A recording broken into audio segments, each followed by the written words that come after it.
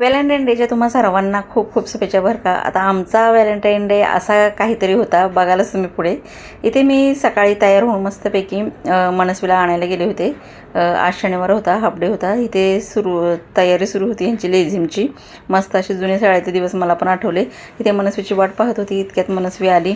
आणि मनस्वी आल्यानंतर मग मनस्वी म्हणायला लागली, मला आज उसाचा रस प्यायचा आहे. तर आमच्या इथे असं छान असा थंडगार उसाचा रस मिळतो आणि इथे पहिल्यांदा मी पिला होता तेव्हापासून मनस्वीचं आता सुरू झालं आहे सारखं उसाचा रस प्यायचं. म्हटलं चला छान आहे. आणि त्याच्यानंतर मग मस्तपैकी ते मनस्वीला गार्डनमध्ये घेऊन गेले. त्याच्यानंतर घरी आल्यानंतर ते जेवण वगैरे झाल्यानंतर मस्तपैकी मी संध्याकाळच्या टायमाला चहा केला आणि चहा पिऊन मला जायचं होतं छानपैकी बाजारात. कसलं व्हॅलेंटाईन डे काय हो, कारभारांच्या काय लक्षातच राहत नाही आज कुठला दिवस काय.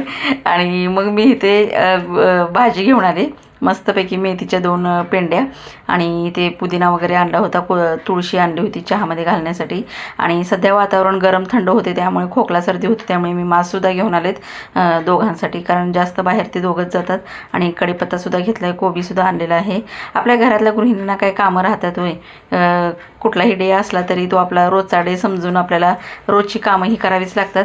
आणि कारभारांच्या काही लक्षात नव्हतं, शेवटी आठवण मलाच करून द्यावी लागली. आणि इथे मी घेतलेला आहे कडुनिंबाचा पाला, म्हणजे आंघोळीच्या पाण्यात घातल्यानंतर आपल्याला जी पण काही सर्दी खोकला वगैरे किंवा त्याची वाफ घेतली तरी कमी होते. आणि छानपैकी मग इथे मस्तपैकी स्वयंपाकाला सुरुवात केली.